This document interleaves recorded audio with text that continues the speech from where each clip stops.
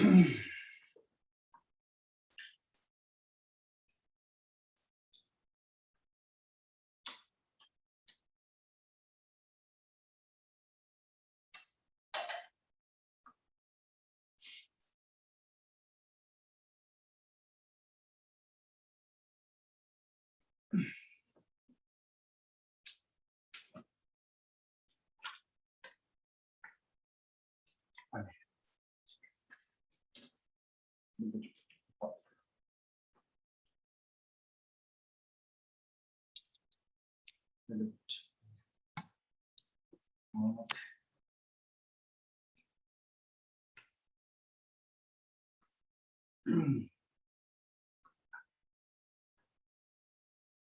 good morning, everyone.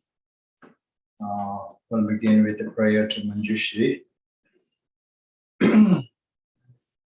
Lamadang gombo jambo yang lai chanza lo konge lo jen jenyen jendo nyedra nanda erosa ven jinyen dengwen jishen si nyejen dugar legbam zen kondo esibe sendara man mendum dunga jise ven jozo pinla puchi tanse yen lai chut Yanden son rudra jendo nyemo nyemo deje chandro roze Mare menze donga nyugo jinye junze roze Tene dajen saje dazen yenden rizo jase tuve Chujai chudan chunye jenje dale menze Jambe yang lai di omara kutana di omara Umara Badana de Umara Bazana de Umara Bazana de Umara Bazana de Umara Bazana de Umara Bazana de Umara Bazana de Umara Bazana de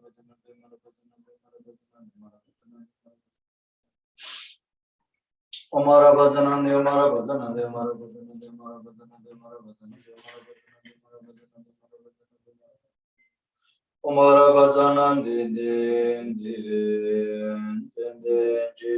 Chera Vasare Dale demo membarazane padan de shonlo toba loje bobe no anzandu so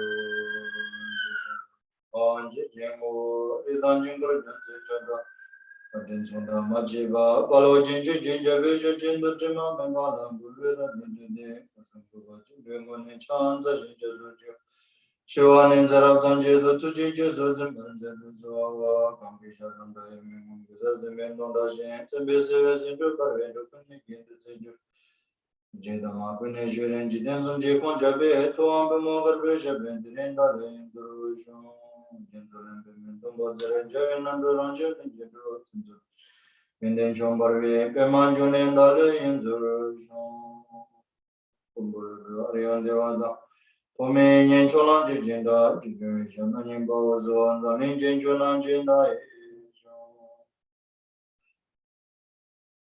Wani degarin jenyen bebolo yenden jonga vesha sabdo ni bidin sepe pena jarba Kime vesre jab jinda jon Ridan jamba shina chinale Pombilon lepo vete jedo Chante jan zemanjur Mibam jambi anjinda jon Kambidala ribalo badan Dujiten jimena namaso Gurshanabe Muji Chinchen Amenda Ejon, Namo Guru, Chin Pamenta Yeshitala Punjaran, Juchi Jimbujan, Jipala Mendawa, Padela Major Jenda Ejon, and Sanjay Kundanaya, Kaden Sanjay Kunela Bigret, Mijala Soande, Niluto Bajeva Shinjero, Mondo Juju Dana, the Shelo Marjaba Suda, Sember Devanda Dandirje, Namaya, Tamba, like a Dalu Danjing, and Punda Dame, Wabi Danam Jizamba, Tamjake do so de Jurji.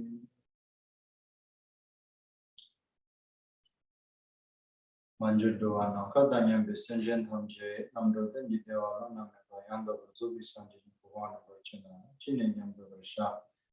Echedu Egwachin Shunlu, Yazichin Bashala, Nijin Zebe Chanjusin, the Cheval and Jubat, and Sushin Busene, Yamzula Yonyambu, Sambashan Juchaba, Sambara Shu.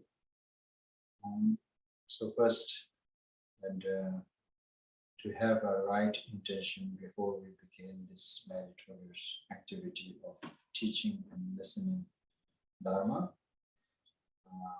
by generating a vacant mind or Bodhicatta in this way, that I'm going to listening and contemplating upon this Mahayana scripture composed by Shantideva, the way of Bodhisattva's life, for the purpose is to forsake of all the motherly sentient beings equal to its space, to free them from the cyclic existence and the cause of cyclic existence, which is karma and affective emotions, and then to lead them to complete enlightenment. For this purpose, I'm going to engaging into this meritorious activity.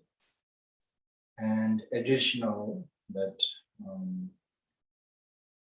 listen carefully in an excellent way and try to implant the meaning of the teaching, and also as much as you can the words, implant the words which clarify the meaning of it. So with that kind of preparation, and listen to it. And then the actual teaching, the way of Bodhisattva's life, which has a 10 chapter with the 4 themes. And among the chapter, we completed till 8. We are at the moment studying the 9th chapter, which is the wisdom. So how to develop wisdom means the how to develop the right view, means the how to have wisdom that we are able to see the things as it is. So how that wisdom one should develop. That's mainly we are studying from this 9th chapter. And among the 4 themes, that first 2 is completed, which is how to understand the potential of Bodhisattva, and how to generate and how to have it Bodhisattva's vow within oneself. That's the first theme. And then not just to have Bodhisattva's vow within oneself, but also how to maintain without transgressions. That's the second theme. And then the third theme is how to develop further, not just maintaining, but further how one can improve this bodhicitta.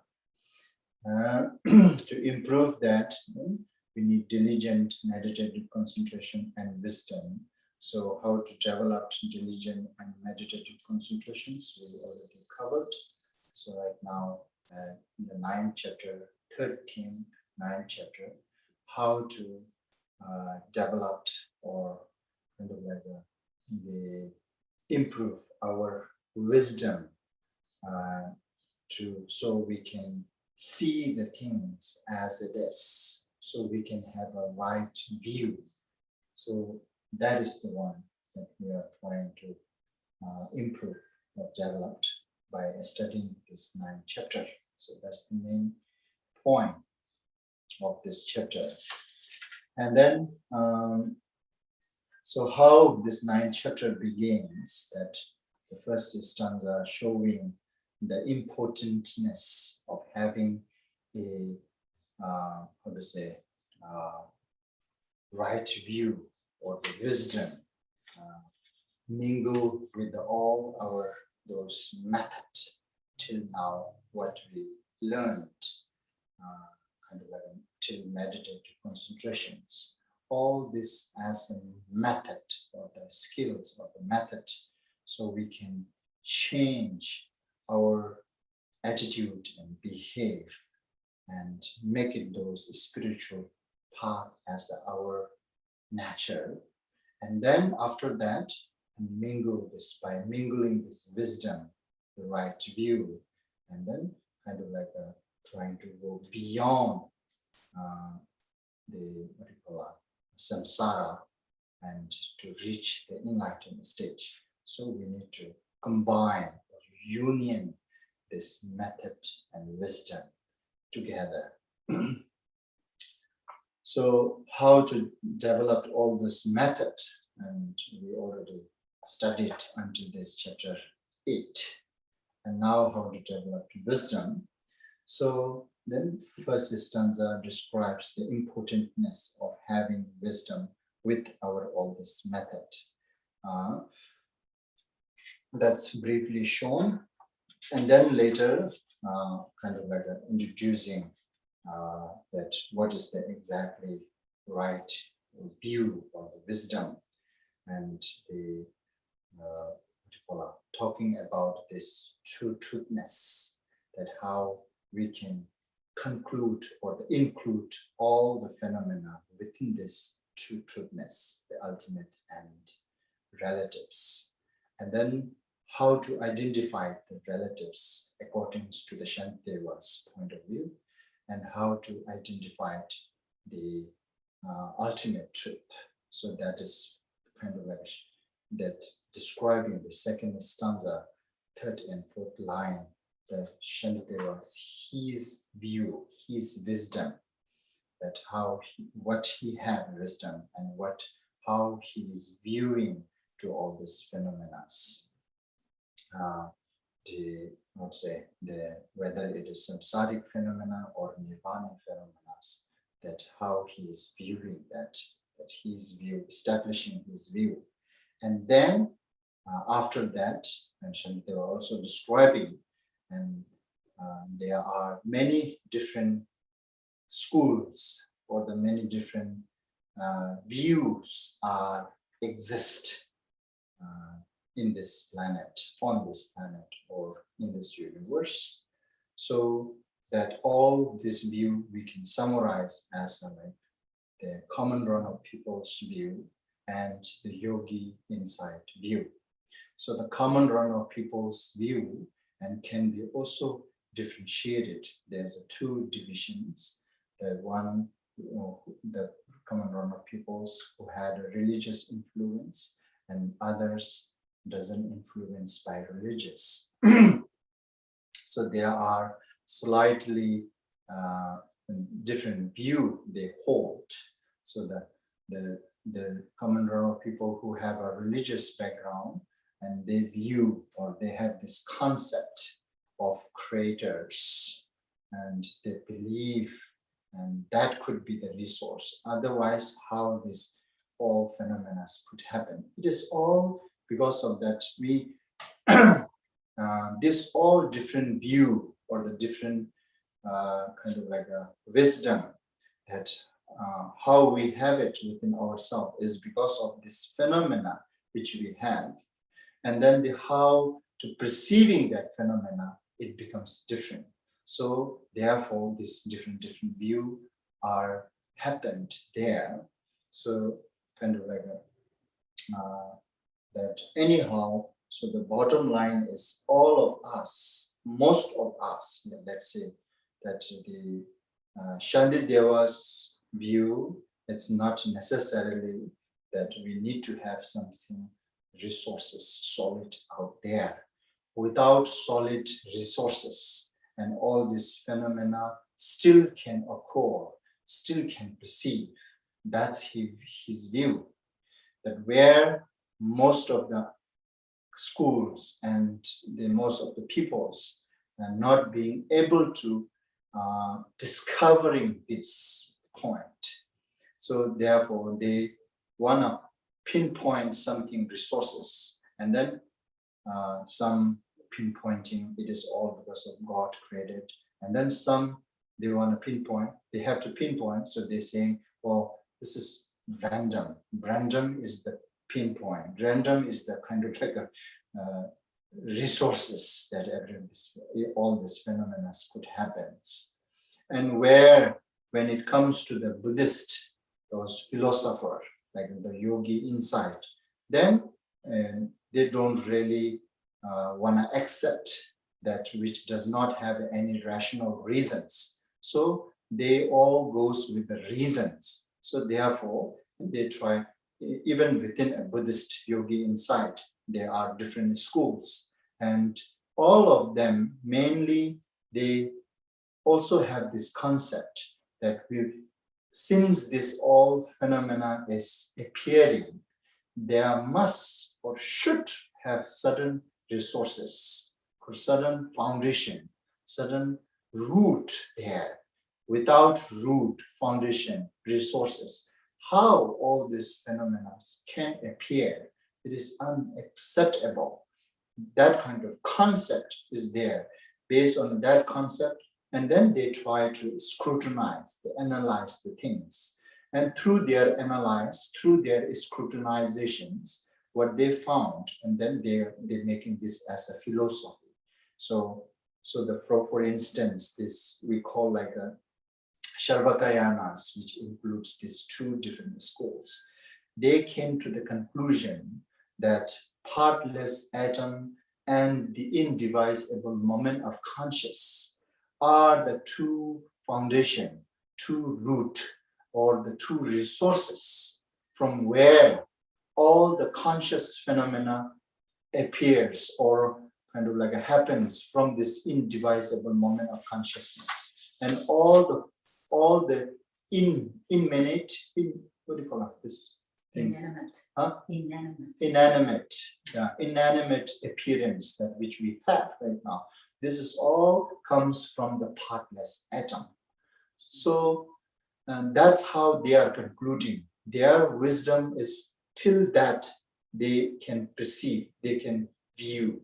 So which is comparatively, it is very closer to the truth. It is very kind of like reasonable, rational. They have a kind of like a descriptions and reasons, like a science. Like science has many descriptions and reasons. They can prove, how it should be like this. From the small, it has to come big with big.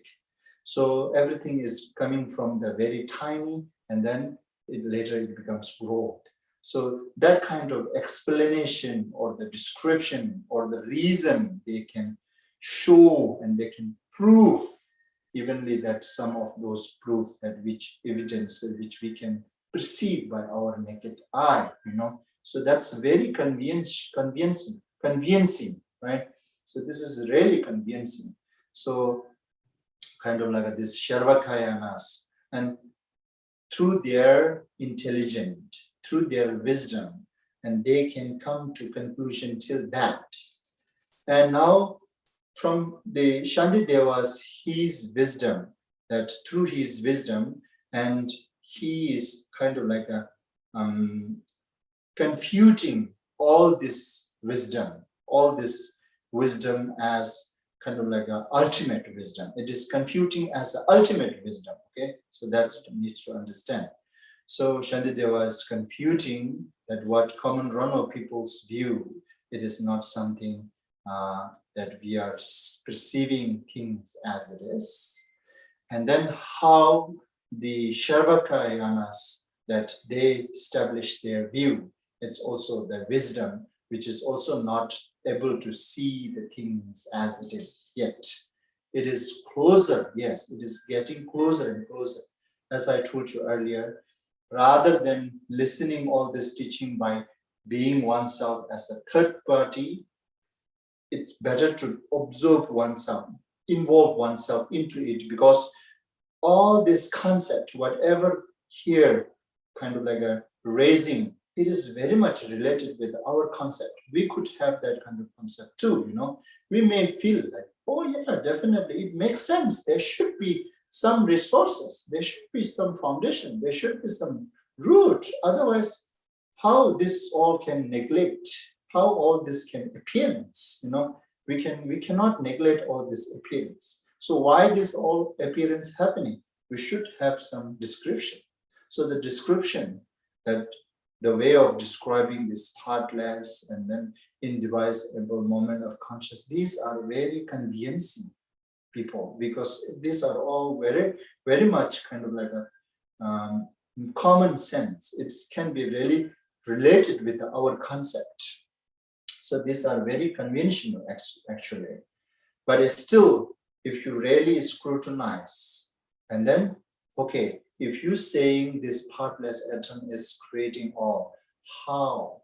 Then when it is scrutinized, then it becomes really fiction, a little bit fiction. So not really solid reason is there, exist. It is very kind of like an outlook, and there looks like they have a very good reason, but if you really go deep into it and scrutinize, then not really rational reason is exist there. It is also becomes like a, so since you don't have any other things to say, then you are just concluding here. It is like a fiction, it becomes like a fiction. So that's how so far Shantideva confuted the common run of people's view and the Sharvakayana's view. And so when Shantideva confuting or refuting their view, and then at that time, they may raise back the question, okay, if this is not, then now tell me your view. Tell me how this all phenomena could happen. And then Shantideva was saying, right, as this kind of like how he's viewing this all phenomena, it's kind of like the not necessarily it should have some sudden foundation, root, and resources. And without that, still we can perceive the phenomena. It's not contradicting. And when Shantideva was kind of like expressing his view, and they were going to raising lots of debate between Shantidevas and those schools. So here, right now, we are still kind of like so after Shantideva confuted their two views, and then now it is kind of like they are raising questions to Shantideva. If this is not the resources, then how this all phenomena can be possible to happen in the world, right? So based on that, and then they are trying to, trying to accuse his view. So far, some of them we already studied that they say, oh, if based on according to you, thus all the phenomena is just for wings, just like mirage. It does not truly exist. If it is not truly exist, how we can accumulate merit based on a Buddhas? And such kind of like this kind of accusing is kind of like a they are pointing out to him that based on according to your view, and this mistake could happen, this mistake, and then he is trying to solve all this concept. These concepts is not something only Sharvakaya understand. Usually we do have too. Okay, if everything is mirage, and how I can accumulate merit? Sometimes we raise this question. Why we need to practice? Why we need to avoid the negative, and why we need to engage into the meritorious activity? You know, this kind of concept even we raise too. So if we raise this kind of concept, so exactly that those Sharvakayanas practitioners are also raising the same. So it is matching their concept and our concept matching. If I do not have this concept, then maybe I'm a bit better. Even we don't have this kind of concept. And then also that there are many other different concepts is kind of like a raise in case, right? We could have this kind of concept. So to eradicate, remove one by one all this concept, so you can come into the right view, conclusion, that seeing things as it is. So, and then later they are also saying, okay, if everything is like mirage, then killing others should not have any demerit point. Because since this all others people, humans are like mirage. Normally, if you kill mirage being, there's no any, it's not considering as a crime. It's not considering as a, what do you call, a sinful. So it should be the same way. That kind of question is also kind of doubt is raising, right? So he's kind of like removing, answering to those concepts and trying to eradicate these concepts is not needed and still can have this all phenomena, right? So he's keep continuing again and again, another accusing that the Shavakayanas making to him. So now at this moment, we are here at the stanza 12, that still the Shavakayana is trying to accusing the Shantidevas his view, that viewing everything as like a fall, wind, mirage. So if you view like this, then here, there could be, he kind of like, he answered like a four kind of accuse or four kind of doubt raised it, and then he answered four of them till this stanza 11. Till this stanza 11, 5 of them. They raised 5 different doubt, and he answered and clarified this 5 kind of doubt so far. And then we are here that they're raising another doubt, which is now it is raising from this stanza 11. Ngakso namla numechil yumi senu chungame natso kinne chungai yumatia natso ni kenchi gini kunnuba kanayana yuma means this 1.5 stanza 12 and half of the 13. So this is kind of like a trying to Shantideva answer his doubt, and then trying to eradicate that kind of concept, view, remove that kind of view, worry too. So what is the worry or what is the doubt here related with this answer is here from the word itself, it's really directly showing the answer only. So indirectly, the question, the doubt which they raise is there, which is like it is saying that till yesterday means the last session, that in stanza 11, that says the beings who have a mirage-like mind. So mirage-like demerit can be accumulated by killing the beings who have a mirage-like mind. That's his answer, right? And then where the other beings who is very much kind of like a manifested from this magician, which does not have the mirage-like mind. So therefore, it does not, killing them does not accumulate the demerit point of killing beings. So it is all made different by just simply one has a mirage-like mind and another does not. So that makes the difference. He answered. When he answered that way, then the doubt or the question raising is, okay, so why? So maybe it should be this way. Kind of like the beings has a mirage like a mind. In short, being has a mind.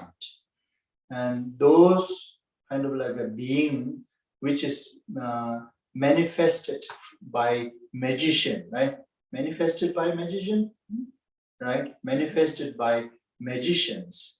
And they do not have, those beings do not have mirage-like mind. In short, they do not have a mind. So one has a mind and another does not have a mind. So which mind, the being who have a mind, it is real, truth. solid. And which other hand, the being who does not have a mind, it is vain, false, fake. So that is the now raising these questions. So somehow they are trying to establish the being who have a mind is real, solid, and being who does not have a mind, it's fake. So having mind, the concept is like this. Having mind can establish solid, and not having a mind, it's we can, this kind of concept we can have it too, Yeah, this mirage, the manifested by magician, the mirage human being, it's a fake, does not have mind. I am real, I have a mind. So it's different. I am solid, exists, truly exists, reality. It is fake. So that kind of concept we can have it, So the point here, Shantideva, what he is trying to making is that, yes, it is different. One has a mind and another does not. But it does not makes one real and another fake. Still, that reason is not becomes rational reason to prove that being who has a mind is real and who does not have a mind is fake. That cannot prove that. It cannot go the reason. So if that kind of concept, we can have it, isn't it? We can have it, definitely. That, oh, I have a mind, so that's I'm more real.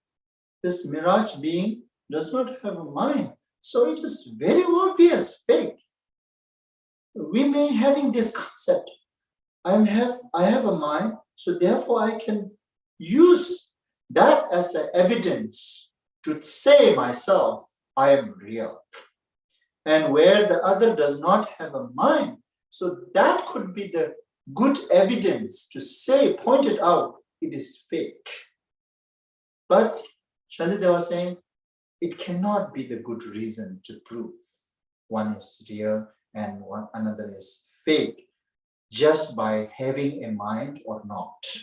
That will not going to be the good reasons, because it is saying the answer is there is no power in things like spells. So mirage like mind do not accord through them. Illusions spring from various causes. Thus, illusions are of different kinds. A single cause for everything there never was. Okay, now here. This answer, how Shantideva answering is like that. The people who raise this kind of concept, I have a mind, so therefore I am more real. This mirage human being does not have a mind, so therefore it is fake. One is solid and another is not. So answering to those type of person who is having this kind of concept, so Shantideva answering this, there's no power in things like spells. Here they use this spell. Spell means actually cast, isn't it? Casting something. This is something lacking translation here. Here, what it means in Tibetan, we are saying, new natures, and the substance, the mantras. This is talking about the substance and mantras. Here they translated spells. So the magician, they do some mantras and they use some substance to manifest the magician human beings, right? Mirage like human being. So how magician can create the mirage like human, right? Magician, that we can see, right? Some magician, they create very kind of like a similar like him sometimes, or her sometimes, or something else just popping up from nowhere. Kind of like that kind of form, that kind of magician, to perform that kind of magician, that magician himself or herself should have those potential, those power. Either this power get from the mantras or substance, right? Using some substance to create these things, right? Magician, only that magician knows what exactly substance needed in order to create that. And if you do not know what exactly substance needed to create like human form, then doesn't matter how many different substances we may use, we are unable to create. But we need to have a right substance and right power of the mantras. Anyway, so this is what it's saying, like in ancient times, it still today exists, I think. Somebody who recites some mantras and meditate upon, they get some energy power through that mantras. And that mantras they can manifest it some. They can create some mirage. And by also through using the substance. Substance is very obvious, so people still use the substance, right substance to perform or the kind of like create those mirage human beings, right? So what Shantideva was saying, even though magician has this power of mantras and he know how to use all those right substance, but still this mantra and the substance does not have that power to produce the mind in it. It does not have. That's what it means. There's no power in things like spell, things like mantras and substance. So mirage-like mind do not occur through them. You understand? Through them refers to the mantras and substance. This substance and mantras, yes, they have a power to create some fake human being, but this mantras and substance does not have that power to create the mind in it, in that mirage-like person. Okay? So mirage-like mind do not occur through them. Through refers to mantras and substance and so on. Okay, so here that's why I'm saying this spell. It's not really. But in English, spell is like you were. I'm mentioning the mantras and substance. These are also spells. Yeah, abracadabra. You know, abracadabra. Okay, it's quite common. Some kind of like an effigy using to create the things, you know. And so that's substance. Yeah. Okay, then if a spell can understand those things which I explained, the mantras and substance, then that's right. So the spells does not have that power. Therefore, so mirage-like mind do not occur through them. Okay? Through them. So that is not going to be the good and perfect reason to prove that one is fake and another is real and another is solid.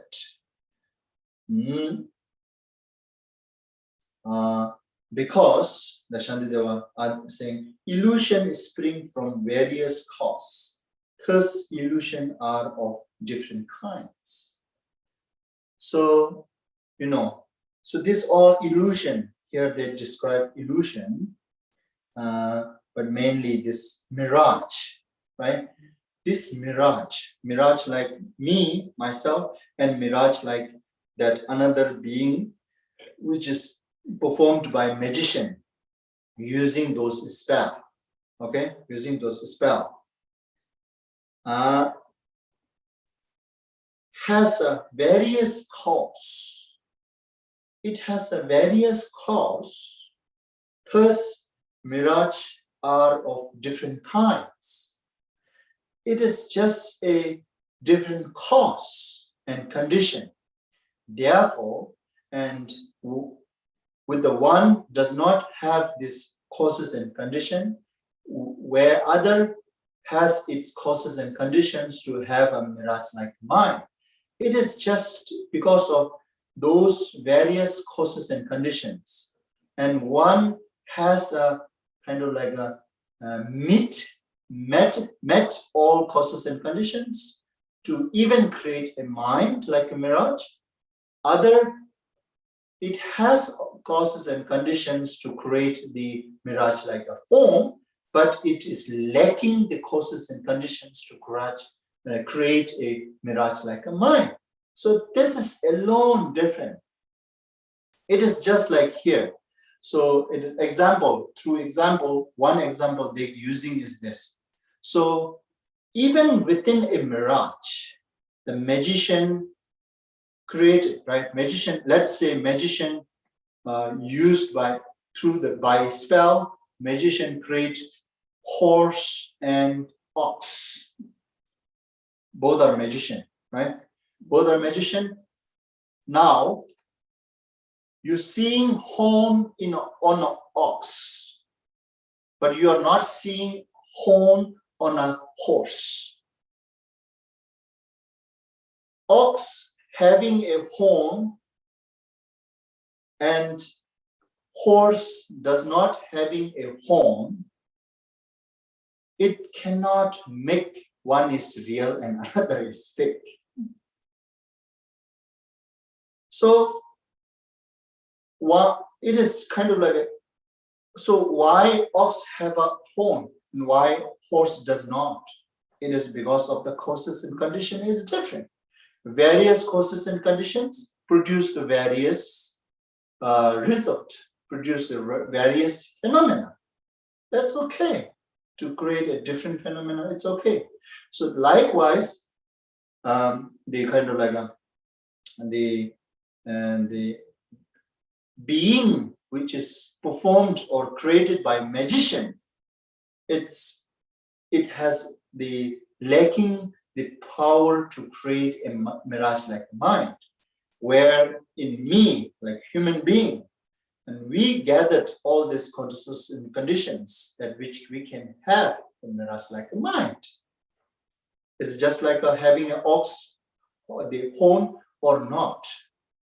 So that cannot become the good reason to prove that I have a mind, therefore I am real, and where other does not have a mind, therefore other is fake. So that does not goes very right evidence, very perfect evidence.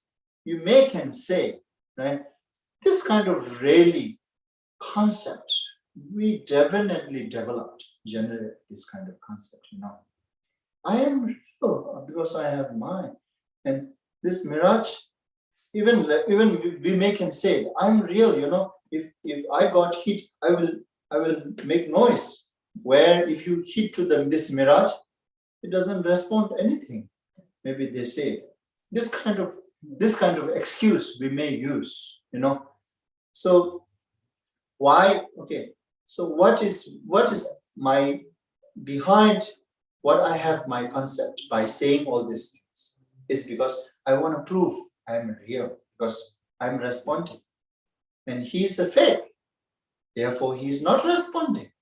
So that is what I want to prove by saying this. Behind my concept is that, by why I am telling this, that I am real. I am real. Why? Because I respond. And he's fake. Why? He does not respond. If he is real, he should respond like me. You see? How that disvalidates your response. Sorry. Yeah, so that kind of concept, I'm just using this as another example. We may use that kind of excuse, this kind of concept to prove that things which response is more real, solid, and things which does not responding, and it is more fake and vain. So Shanideva was saying, this is not really kind of like a reasoning, logical reasoning. This cannot be the logical reasoning to prove that just by having a mind and humans are solid and real, and just not having a mind, it's the fake. So why it is different? And then it's saying it is simple because of various causes and conditions can produce various results.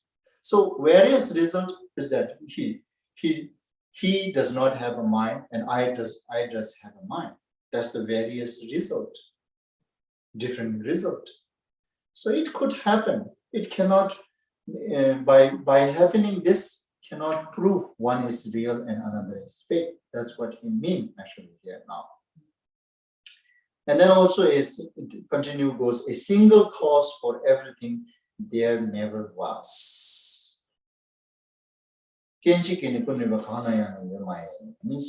So with this answer, what he is really trying to remove the concept is that the one using the reason, trying to proving one is exist solid by using the reason of having a mind.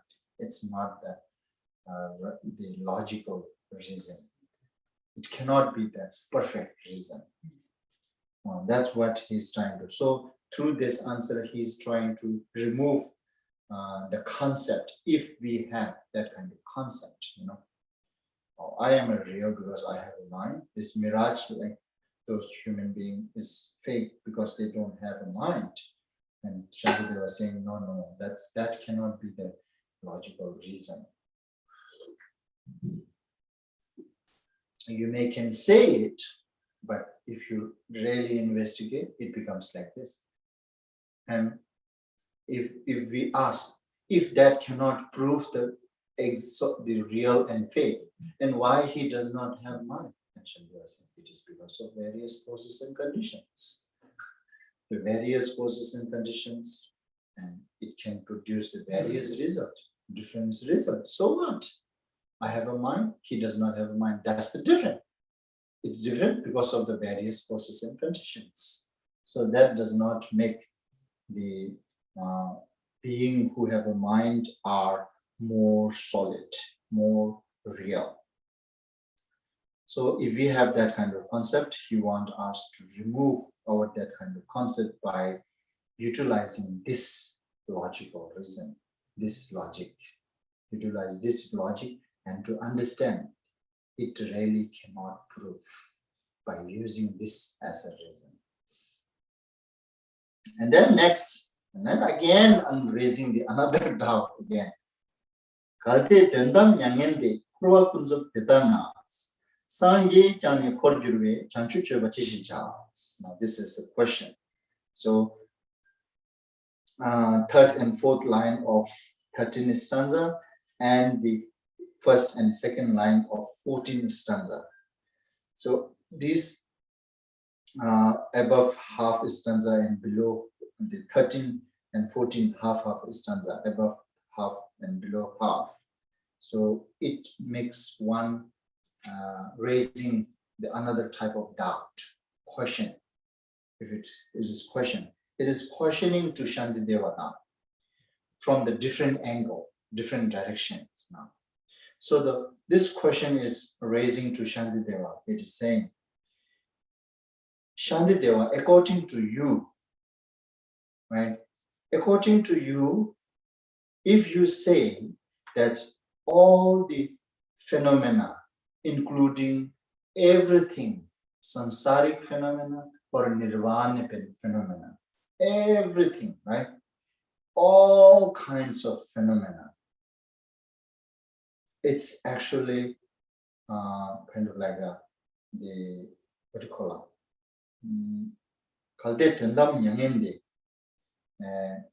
It is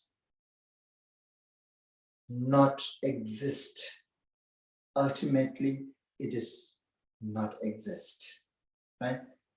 Ultimately, it does not exist. Here, they refers using as a went beyond sorrow. Went beyond sorrow. Yes, even sorrow is not exist. What to talk about sorrow? There's no sorrow exist. ultimately, right? According to Shantideva's view, ultimately, nothing is solid, nothing is exist. Everything is like a mirage, four winds, right? Ultimate is even not the reach of intellect, right?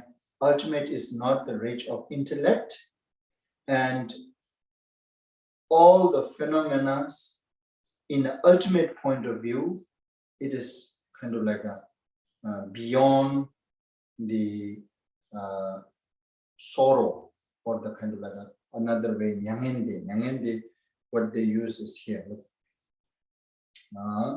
If ultimately beings are in nirvana, they use this nirvana, you will say, right?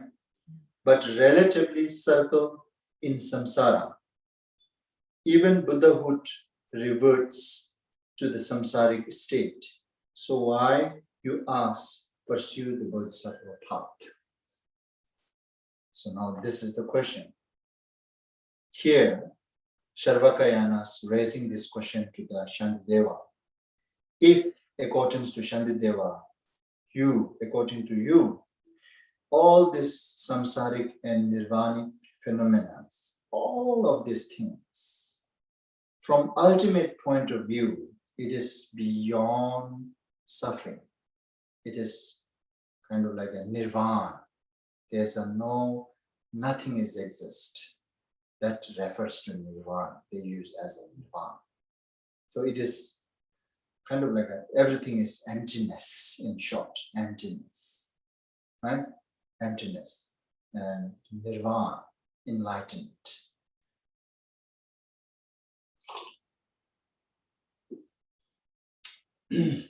Then what do you call it? But relatively circle in samsara.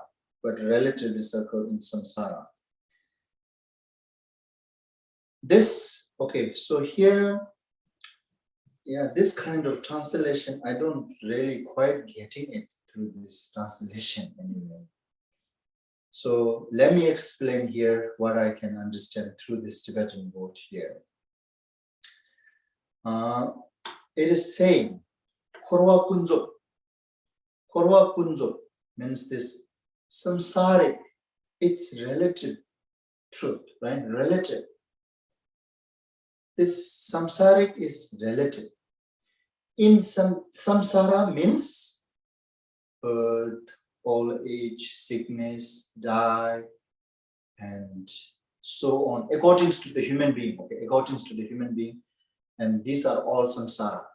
And then encountering with what we do not wish, separating with what we wish, what we wish to gather, and then losing what we want, and encountering with what we do not want, and so on. All this phenomena, it's called samsara, cyclic existence, and the worldly. So these all are phenomena. These all are relative and phenomena. So according to you, since these are phenomena, so ultimately these are nirvana, according to you, right? It is nirvana. Does it become nirvana? Yes. The Shantideva was saying that all phenomena, it's like a emptiness. It is kind of like a beyond suffering, right? Beyond suffering, nirvana, which is nirvana.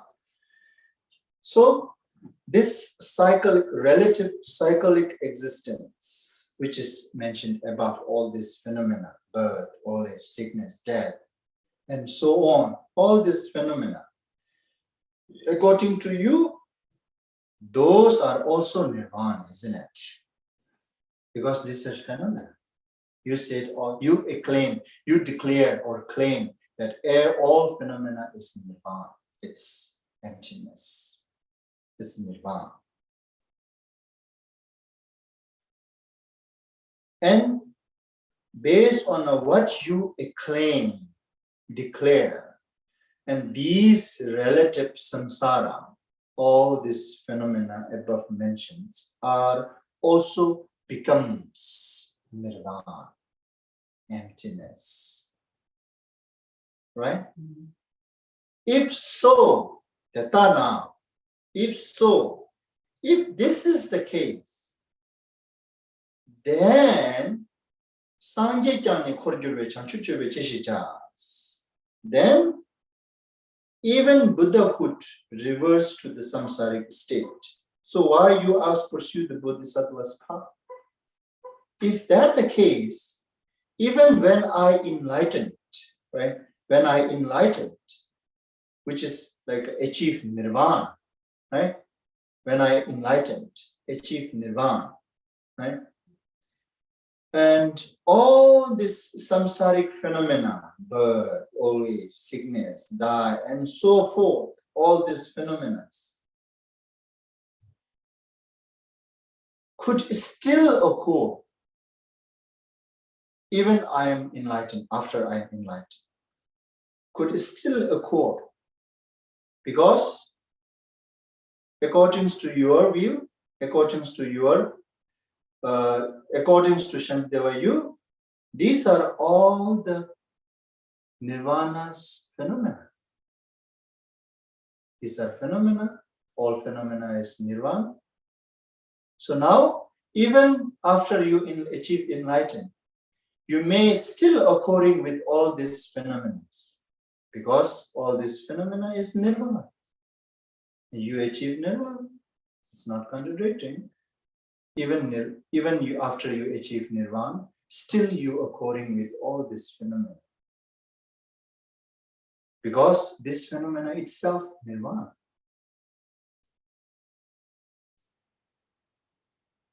If you accept it, then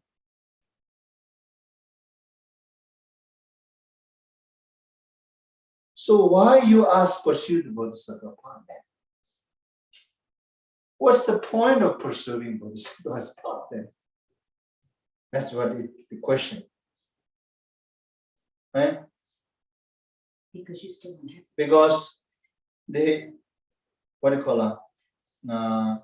Even I took it this hardshipness, right? Whether, how to say,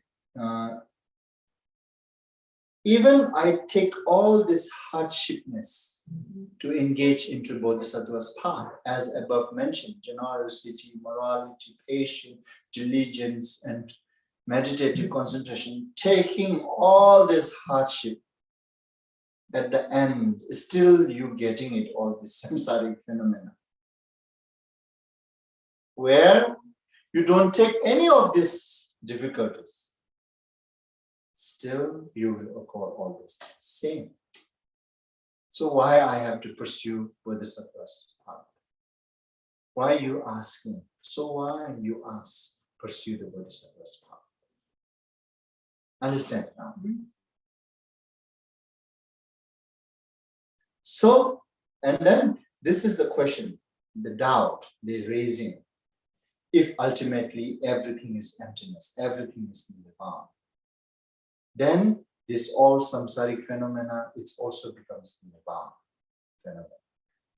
If you accept it, even when you achieve enlightenment, you may still occur all these things.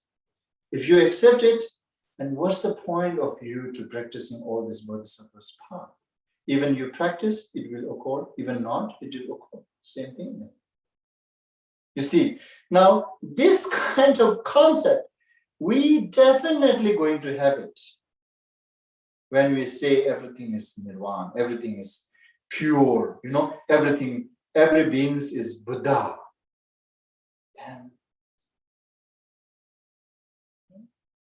Buddha nature, and every sentient being is all primordially Buddha. You see, this is same saying like this, right? Shantideva was acclaiming this from the ultimate point of view. all the beings is Buddha. From the ultimate point of view, everything is emptiness. From the ultimate point of view, everything is nirvana. And now Sarvakayanas, philosophers, this is not only Sarvakayanas. We may raise this question. We may raise this concept, doubt, as they raised. If ultimately according to you, ultimately everything is nirvana, then this samsara becomes nirvana. Only if you realized it. No. Just based on what you acclaim, what you declare. They say, then this samsara is also nirvana. Why? Because it is phenomena. You accepted all phenomena is nirvana. Emptiness. You claimed it.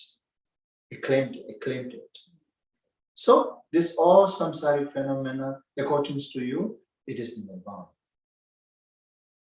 Yes, if you say yes, then even after you achieve enlightenment, you may still reverse to the samsaric state. Because this all samsaric phenomena, it's nirvana. You are in nirvana, so you still can have it. Have it all this samsaric phenomena.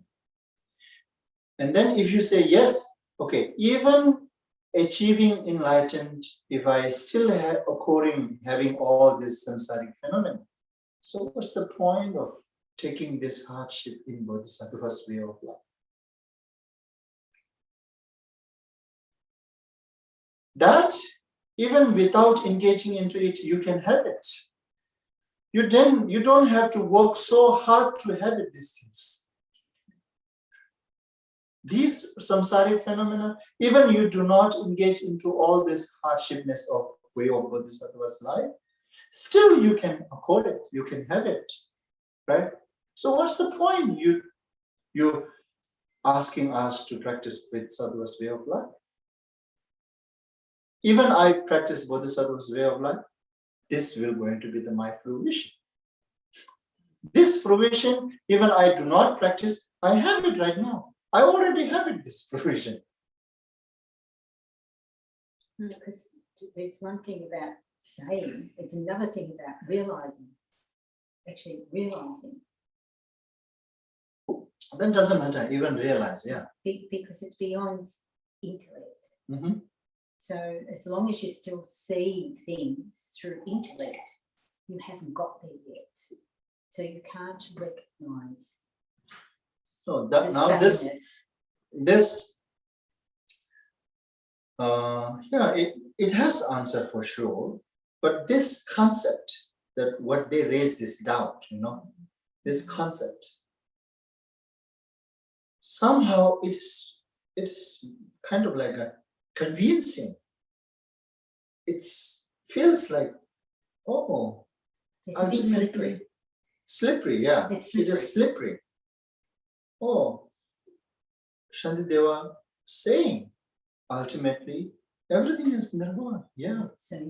So ultimately, all the phenomena is nirvana. Then this samsaric is also phenomenon. So it should be nirvana. So if so, then even you achieve enlightenment, these all samsaric phenomena could echo to you. If you say yes, this is there's no way that we cannot say yes, because already acclaimed all the phenomena is emptiness or nirvana. So therefore, it becomes like some sort of like that I have to say yes, it can echo. And then if it is occurring, even after I achieve enlightenment, then what's the point of practicing way of Bodhisattva's life?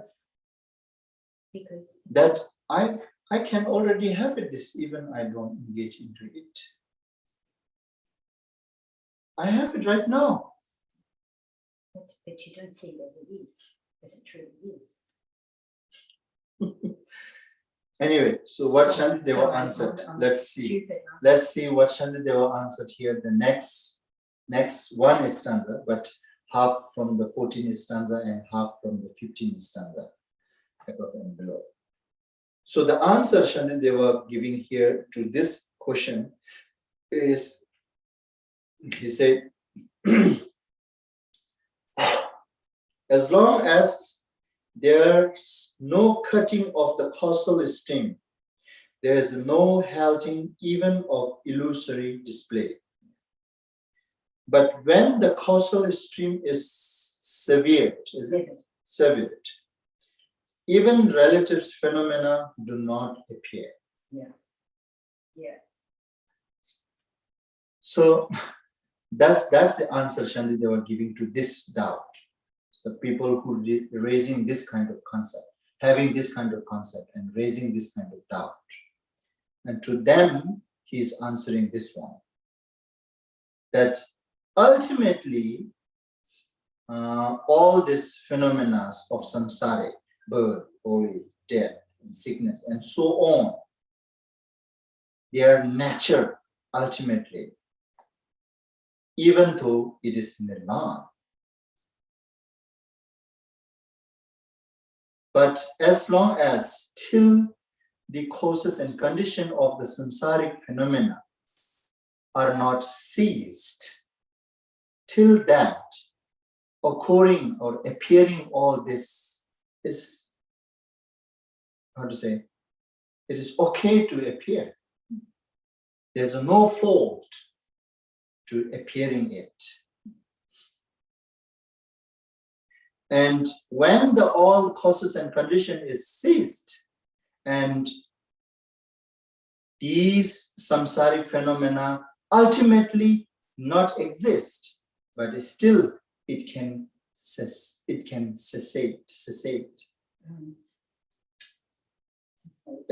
cease. Yes, it can yes. cease. Yeah. Even though ultimately it does not exist, relatively ceasing is okay to cease. There's no fault when there's no causes and conditions, and then the ceasing its result. It's no fault. That's okay to say. Even though from the ultimate point of view, it's not exist. Still, in a relative point of view, as long as they have all these causes and conditions together, there's no fault to appear, the result. And then as long as this causes and condition is ceased, there's no fault to cease its result too. Just like a mirage, here using this example, just like a mirage. That illusory, they use this illusory, right? Illusory display. So the illusory display, from the beginning, it's not exist. Ultimately, illusory display is not exist. Even though ultimately illusory display is not exist, but it can display when it's all its own causes and condition gathered. It can display. When its own causes and condition ceased, it can cease. That appearing and ceasing, even though ultimate not exist, still that appearing and cease could happen. It's not contradictory. You don't have to worry about it. That's what he's saying. Yes, I'm viewing ultimately all this phenomena is nirvana, and samsaric is nirvana. Yes, saying that it does not prevent the, or say, it does not prevent the causes and conditions of its appearance. It will not going to contradict. That's what he's saying. And then but when the cause extreme is severe, what is severe? Cut. Severe. Yeah, severe. Even relative phenomena do not appear. So ultimately is this, but relative. So even within a relative, when the it cause and conditions and all this extreme severe, even according to relative, these phenomena do not appear. It will going to cease.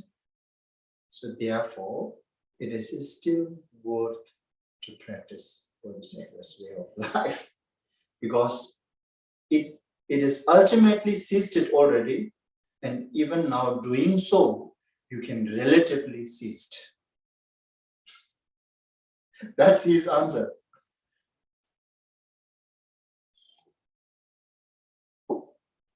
So this is just because even relatively we can seize the samsaric phenomena. Therefore, relatively, it is worthwhile to engage into the way of Bodhisattva's life, even though ultimately no need it. But relatively, it works. So it's worth to do it. So that's how now, kind of like Shantideva's through the logical approach, and he wants us to develop our wisdom and to have this kind of conviction, even though it is empty, like a mirage, but still we should not have that concept. If it is like mirage, what's the point of practicing? What's the point of doing all this? That kind of concept to remove, that kind of ignorance to remove, that kind of wrong view to remove. So have a right view, which means although ultimately it does not exist, and relatively it is exist. So based on a relatively, we can still work hard to seize its cause and conditions. That's not contradicting, that's not what you call a problem of doing it, opposing of doing it. So that's how now Shantideva so far want us to remove that concept. The foundation or the root is some sort of like a thinking the atom, partless atom, and indivisible moment of conscious should be there. That kind of view he wants to cut. And then after that, many other concepts could arise when Shantideva expressing his view and saying everything is not exist. It is just like a mirage, false, vain. And then if it is false, vain, mirage, they shouldn't be demarried by killing them. They shouldn't be married to accumulate. They shouldn't be, what you call so many different doubt they rose, right? Some doubt, some concept is very kind of like a silly, but yet it is not something we do not do. This is something exactly we could have it, this kind of doubt concept when we say everything is vain, false, mirage, and ultimate is emptiness. And then all these questions can raise, as till now, how many different questions they raise, like 7 different concepts they raise. And Shantideva was trying to eradicate or remove all these 7 different concepts, 7 different views, and trying to develop the wisdom to have some sudden conviction upon emptiness, upon like mirage and vain and false. And then now from here, this stanza, half of the 15, right? Half is stanza of 15 and onward till stanza 29. Till stanza 29. this is all now kind of like a Shantideva was trying to confuting the mind only schools view. Oh, good. So Sarvakayana complete and refuting. Which word is better to use, refute or confute? Refute. Refute. So till now, Shantideva refuting the view of common run of people and Sharvaka's philosopher view. And then now from here, Shantideva was trying to refuting the mind-only schools view, what they have a view. And then kind of like he wants to refute that, to understand. It is very close and near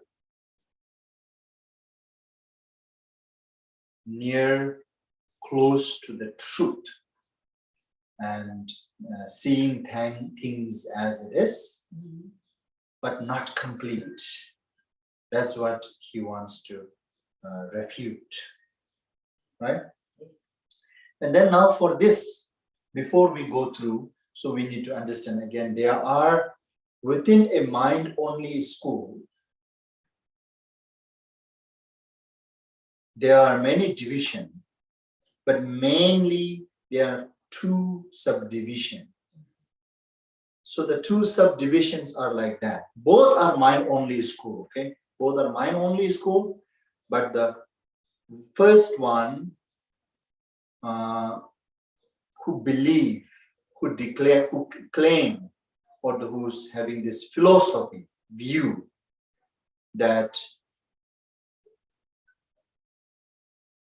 since everything is created by mind, then all the object, the aspect of the object, aspect of the things that what we are seeing, these are all in a outwardly, it's not exist. It is vain, it is fake, false. And then when we raise this question, so we are seeing all these things, what are these? And then they say, you are actually seeing its aspect, not as it is. You are only seeing the aspect of it. Aspect. Yes, that's what they're saying. Yeah, that's what they are claiming. You are seeing, okay, for instance, that according to the mind-only school's philosopher, their view is this cup outwardly not exist. And it does not exist. It is also created by mind.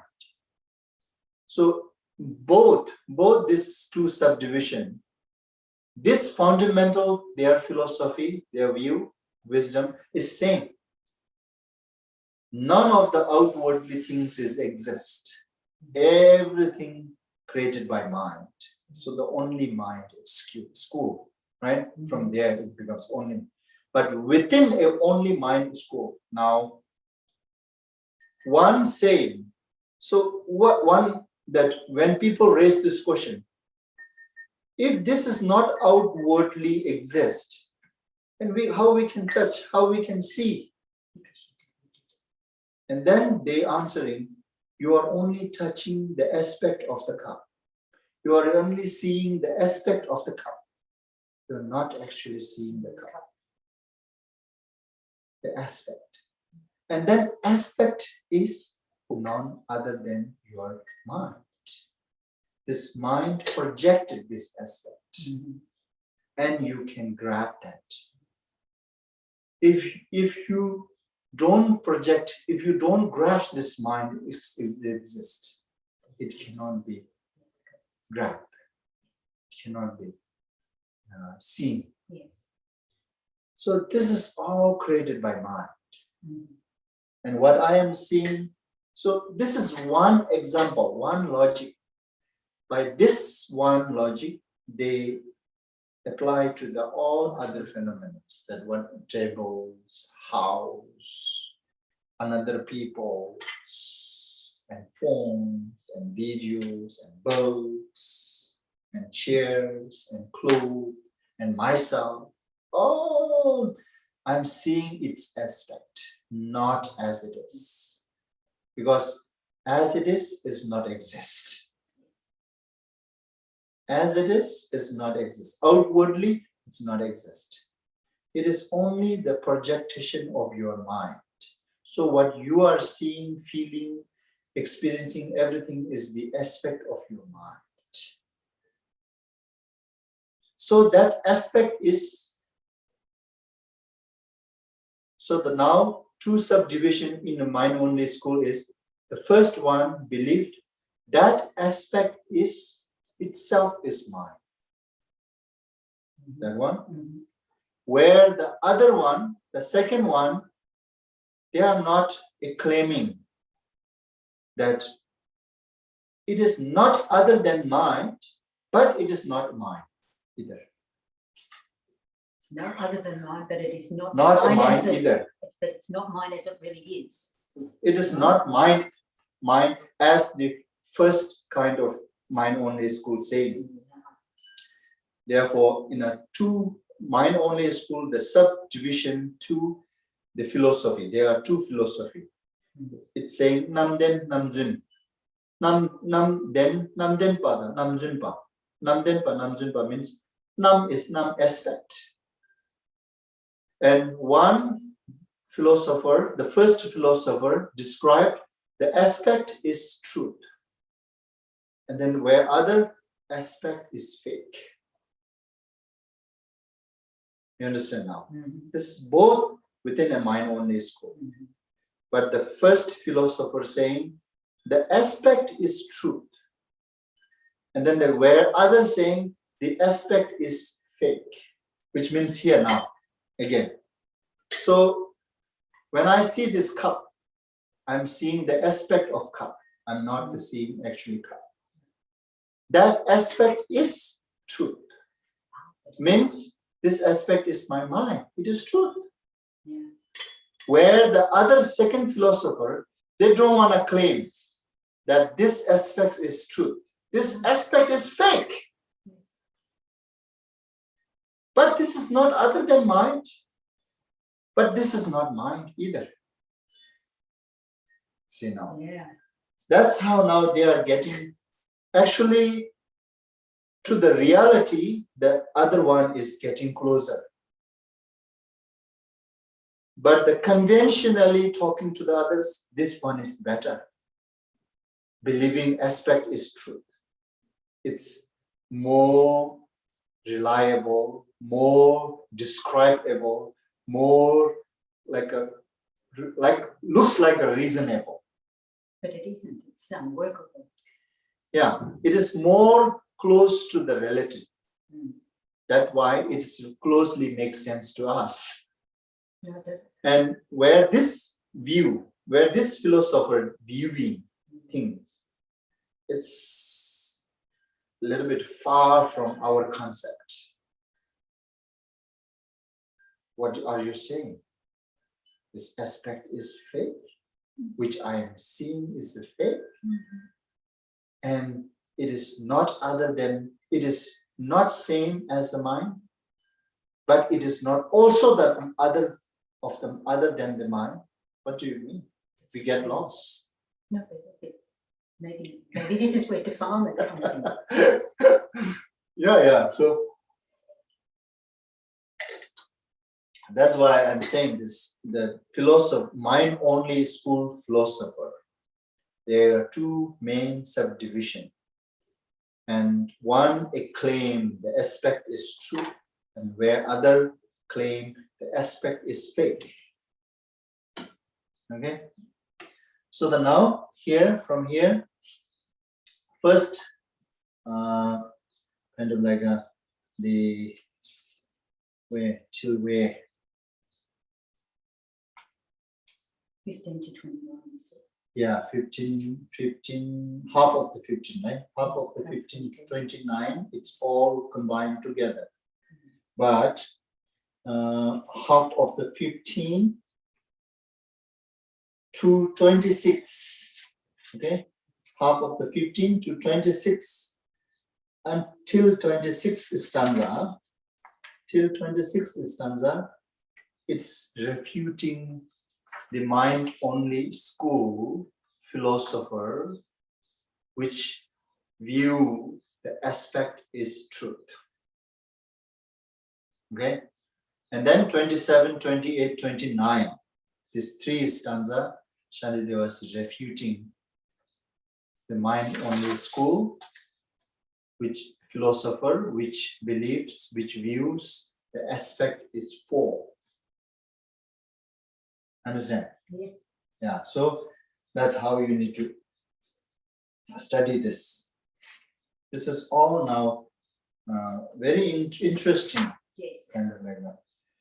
Using our own intelligent logic to try to develop our wisdom, to build a right view, to have a wisdom, right wisdom, so that we can see things as it is. So now look. So the first, the mind-only school, which the philosopher, which view or which believe the aspect is truth. So now refuting them, okay? How Shantideva refuting them? So by saying, okay, first here, Kanse Trulpang Yemina, Yuma Kangimi for Yur. Kanse Chola Yuma Menang Tesechishimi mix. So now here,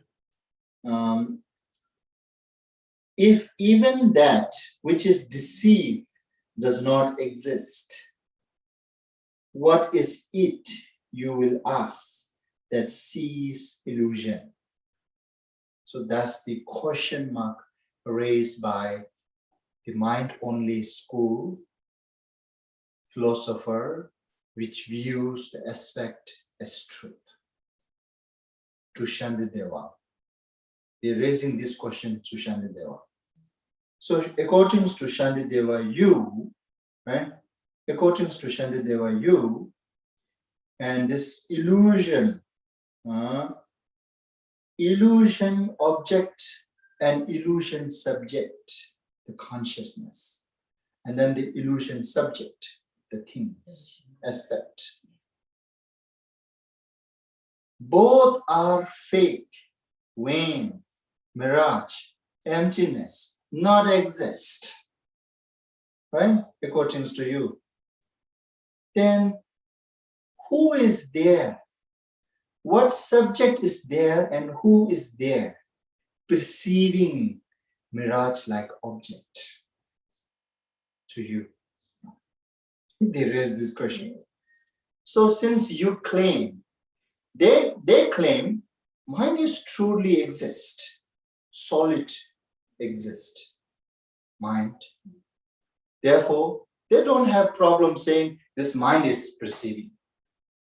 Because mind is exist, they claim. But Shantideva, mind is same as false as the subject, object. So now they're raising this question to Shantideva. According to you, you claiming both subject and object is like mirage, vain, false, not exist, emptiness. So now who is perceiving that object, mirage-like object? But still, now the interesting thing is that mind-only school, they themselves also are claiming this object is fake, vain. What you're seeing is not as it is. You are only seeing the aspect of it. So the object is fake, mirage, according to those mind-only school view too. That point, Shantideva and they are similar.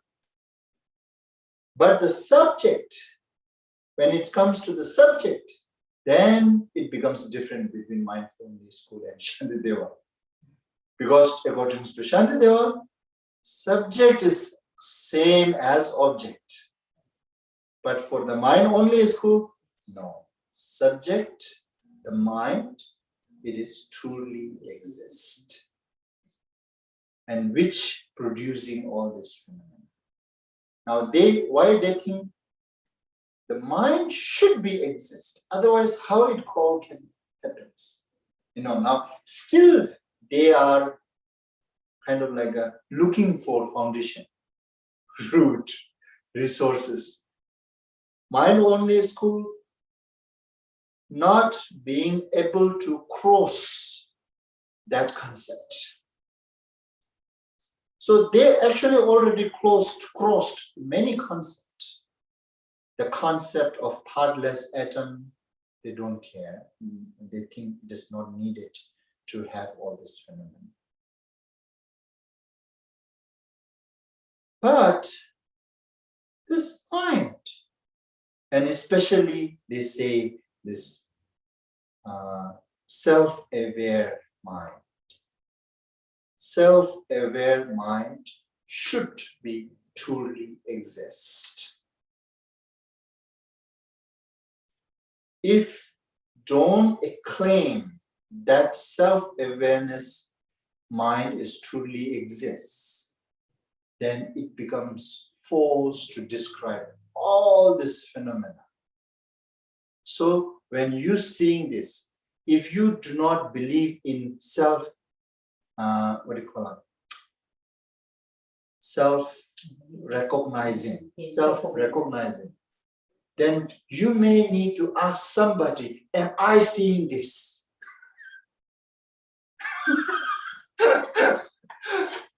You see, that's their worry. I must have this self-recognized. Yeah, should exist. Otherwise, if I don't have this, if I don't exist this awareing self itself, and how I know that I'm seeing this blue table?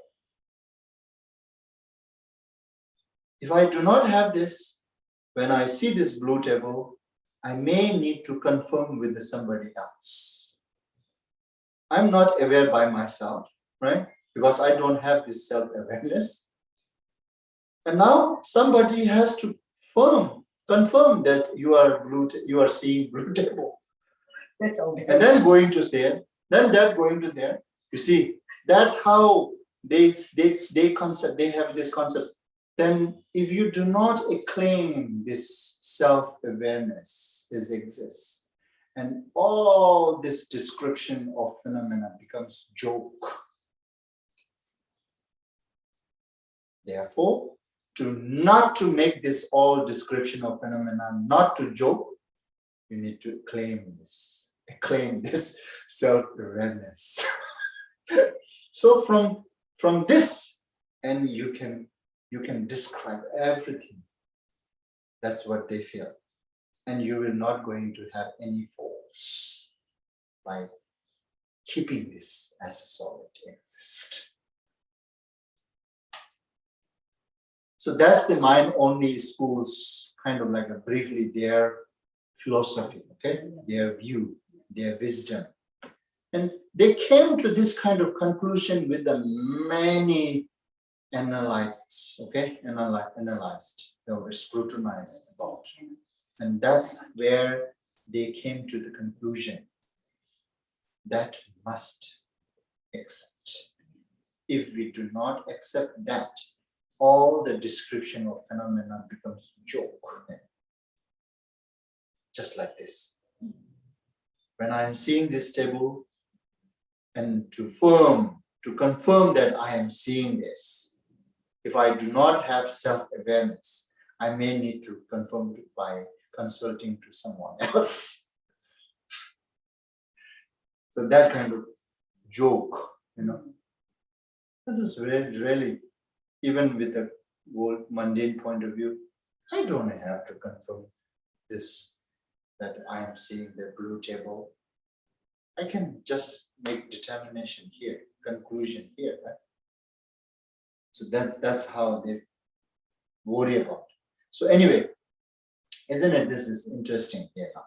According to Shantideva, you, this object, the conscious which perceiving this object, that itself is vain, false, mirage, emptiness. If that the case, who is perceiving this mirage-like object? There's no perceiver.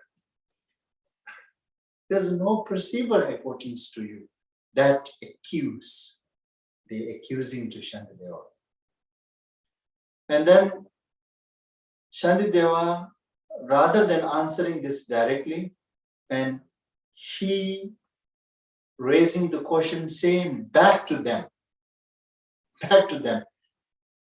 stopping answering this question, and he is raising back the question, same question, back to the mind-only school. That philosophy which views that aspect as truth. Instead of answering, he is raising this question back to them, which is saying, but if for you here, if for you, you refers to mind-only school here. But if for you, this same illusion have no being, what indeed is there to be perceived? Perceiver perceiving what? They were kind of like a twisting this answer. Twisting. It is kind of like a, instead of, actually it is not answer.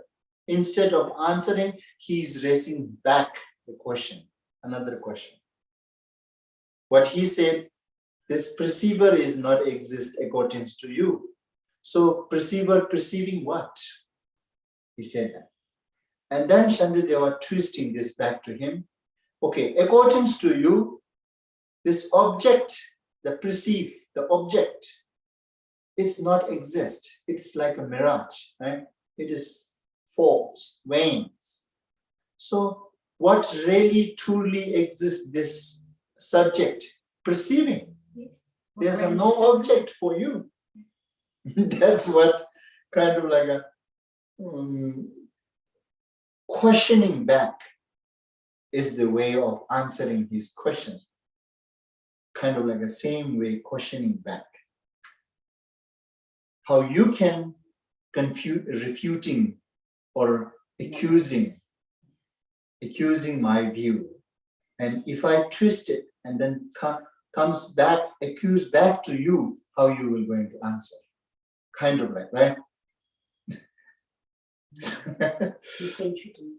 Yeah, but if for you these same illusion have no being, right? Have no being means not exist, right? What indeed is there to be perceived by subject, right? Perceived by conscious mind, subject. Perceiver, right? Perceiver perceiving what? And then they are answering to this Shantideva question. Shantideva raised this back question, right? And then they are trying to answer this. Conceptual human mena mix. Yeah. That is kind of like a answering to his question by raising question. Yeah. By raising back question, same twisted question, raising back. And then now, this question raised another question. And now they are trying to answer this question, what Shantideva raised, right? Kalte tenit tu shen yu, namba teni semnit yin.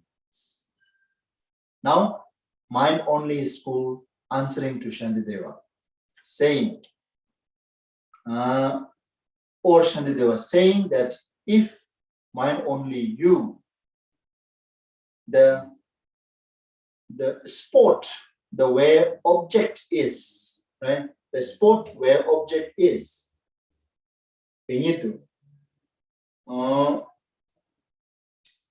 other than the object itself, the aspect is exist. Aspect is truth. aspect is there. You understand? Aspect is there. And that aspect is actually not other than the mind. That's what they're answering. So in short, their answering is that, but object have no another mode of being. You will say that very mode is but the mind itself. The mind only school kind of like a answering to this Shantideva's question, which he raised, right? That what he raised question to the mind only schools. Since according to you, mind only school, the subject is not exist. No, object is not exist. So therefore, what subject will going to perceive? When Shantideva said that, and then this mind only school answering, the aspect of the object is exist. See, although object is not exist, object itself is vain, fall, mirage, but the aspect of the object is truth. It exists. Now you see, it's interesting. They're saying this, you see, mind only school. You understand what mind only school trying to say here? Yes, you are right, Shantideva. The object, it's like a vain, fall, mirage. It does not exist. But yet, at that very spot, the aspect of the object is exist. Aspect of the object is exist. That's what subject perceiving. So there's a no, you can't accuse me saying that subject cannot perceive anything. Because for according to our philosopher, we believe, we acclaim the aspect is truth. See, the aspect is truth. That's where it comes. Isn't it a bit like saying the shadow of something is more real than the It is kind of like a, yeah, shadow is exist. The shadow exists, but the object doesn't. Does not. It really becomes kind of like that, but it's not really like that, that too. They have this very good reason to point it out, the why the outwardly things not exist. They establish this view by using, for instance, there's a one logic they're using is like a, they use it, we used to debate this a lot. Blue object and blue object perceiver. You understand? Blue object and blue object perceiver. Okay. Blue object is the outside there. Blue color. Yeah. Blue. Color blue. Yeah, blue. And then the blue perceiver, mind. Right? And this is the one logic the mind only school try to establish, that how the outwardly things are vain and false. It is just the projection of your mind. The logic is that they're using blue and the blue perceiver, mind. The mind who perceives the blue. Okay? The feeling, the mind, consciousness, which telling myself, oh, you are perceiving blue. You're perceiving blue. You are seeing blue. You are seeing blue and the blue. It's always comes together. Always comes together. There's no partially time that it separates. That means it proving that what you think the outwardly blue exists. It's not exist, as if you do not have this blue perceiver. Yes. It's for you. If you Yes, lose your mind, yes, you if see, you lose your mind, you yes, become impaired, yes, then it there's doesn't no exist. blue. Yeah. That's how they establishing the outwardly things does not really exist. It's all your mind projection. Your mind projecting, and then you perceiving. That's how they try to establish all the things is not other than mind. Mind only is good. Mind is the creator. For them, mind is the God. So yes, but then that's the ultimate. But it's not really. Yeah. Anyway, Sorry. Ultimate. this is interesting again. So they claim they're answering this back to Shantideva in this way. You understand? The way they answering is, yes, it is true as you said. Object is not exist. It is like a wane, fall, mirage. Yes, we accept that too. But the aspect of the object, it's true. It exists there, out there. Yeah, it is kind of like a one way. It is kind of like a saying shadow exists, but they're not the real. What do you call it? Reflection Like is the reflection is real, actual, actual, and that the object is relative.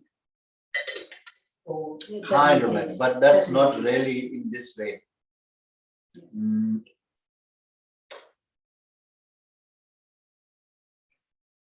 The aspect of the object is not really like shadow actually. That's all the object they say. It's not like shadow. No, that's all. It's not there. That's all. That's all what you can perceive. Because that's all there. Other than aspect, the object itself is not there. if you're really into your mind, if you really, like the I mind, then nothing else does truly exist. Couldn't truly exist other than what your mind is projecting and perceiving. Yeah, because that's your. It is kind of like a very much like a has a very logic. Yes, it that, is logic. For instance, when I die, this world is not exist for me. Yes. What does? Yeah.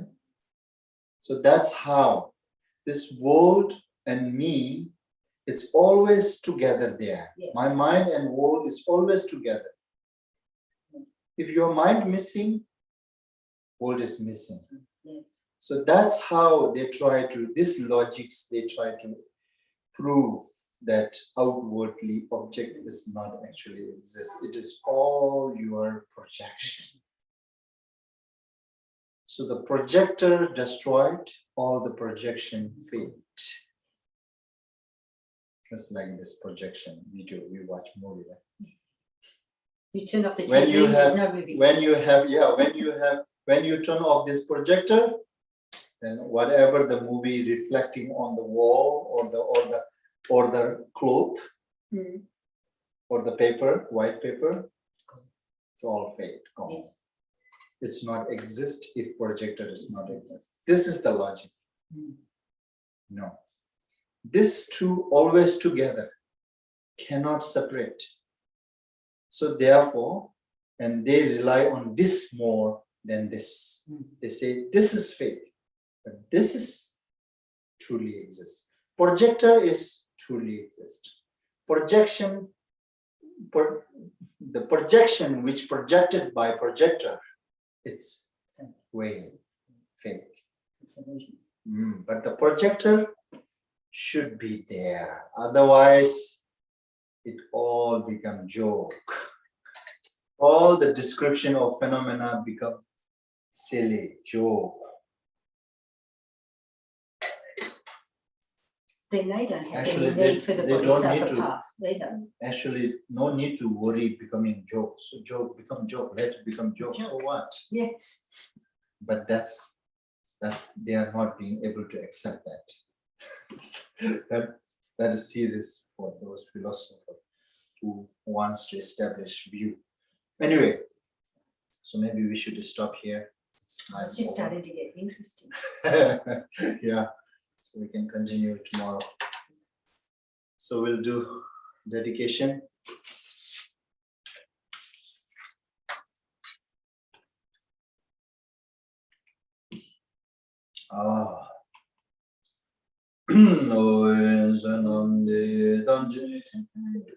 Donenye bendranom pamjene shegananji walon trubai sibe solendro androvashu jambo pawe jidara kembana kundur sambo teyan dejinde deda kunji jesu nalochi gewan dida tamje rabdungo gewan de yeshu Sunam Yeshe Zozone, Sunam Yeshe Lechungwe, Tamba Kunyin Tabarash, Sanje Kuzum Nyebe Chinladang, Chenye Mengur Dembe Chinladang, Indin Meje Dembe Chinladji, Jidara Moama, Rubareshu.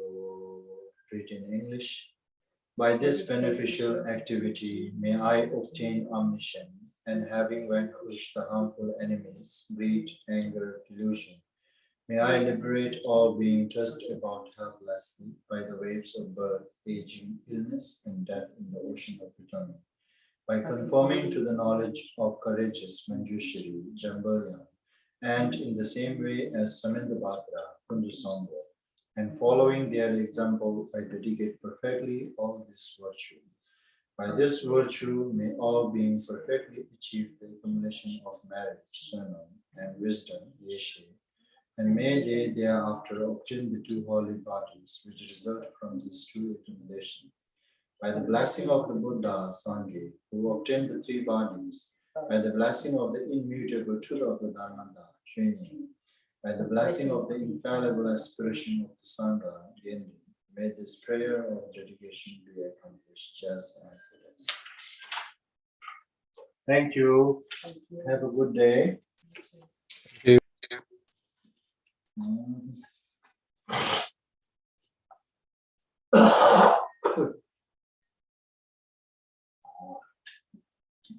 When I was trying to work this out for myself, I went back to chapter 1, Shaloka 47, stanza 47, which is about defilement, and where defilements.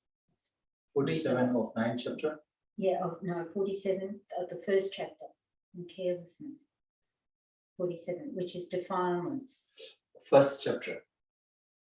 Yeah. First chapter, carefulness, I think it is.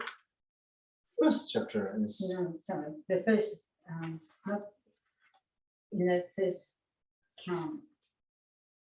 Carefulness. It's in the first count. Carefulness chapter. Yeah, it's the last chapter. Not the last chapter. Sorry, the last chapter in the first count. Fifth chapter. Yeah. Which is defilements are not vigilant and introspection. Oh, it's carefulness. Carefulness. Okay. Carefulness. Okay, so the fourth chapter. Yeah, sorry. 47, yeah. Defilements are not in the object, nor within the faculties, nor somewhere in between, and if not elsewhere, where is their about? When they inflict. Whence they inflict. They havoc on the world. Pain on the world. They are simple mirage and so take heart. Banish all your fear and strive to know their nature. Why suffer needlessly the pain of hell? So what? Well, I was trying to work out where they actually live, where they're actually attached to. How do we attach to them? You know, it's clinging. But what clings?